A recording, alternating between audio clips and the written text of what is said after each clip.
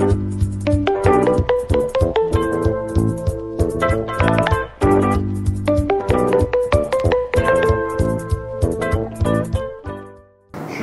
tiens d'abord à préciser que la commission provinciale électorale que je préside a pris ses fonctions depuis 5 jours. Nous sommes installés ici au siège de la Chambre régionale des comptes du Haut-Interne. Nous sommes effectivement en plein travaux, comme vous l'avez pu constater dans toute la ville. Et je précise également que le rôle principal de la commission provinciale électorale est de coordonner les activités des commissions locales qui sont disséminées dans tous les départements qui composent la province du Haut-Interne. Donc le véritable problème de travail se fait au niveau des commissions locales. Et nous, notre rôle est de coordonner le travail de ces commissions et de servir d'interface entre les dites commissions et le ministère de l'Intérieur. C'est la principale mission qui revient à la commission provinciale électorale.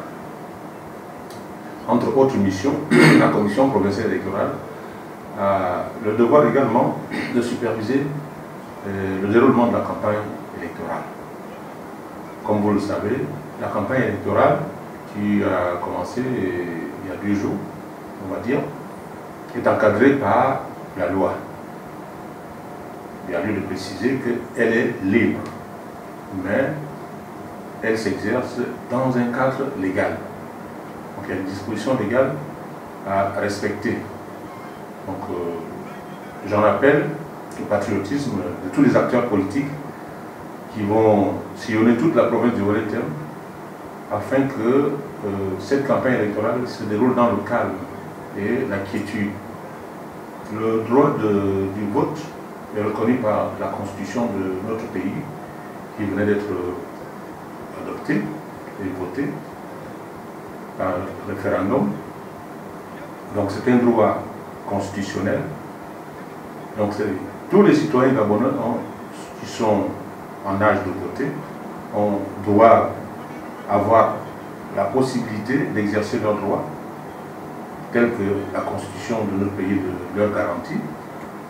Mais ce faisant, c'est dans un cadre, comme je le rappelais tantôt, dans un cadre tout à fait légal, de l'occupation de l'espace public, au comportement des uns et des autres dans les lieux publics, aux abords des bureaux de vote, tout est encadré par la loi.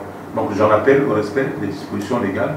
J'en appelle également, ce message s'adresse particulièrement à tous les acteurs politiques qui vont intervenir sur la scène politique dans le Haut-Interne, afin d'éduquer leurs militants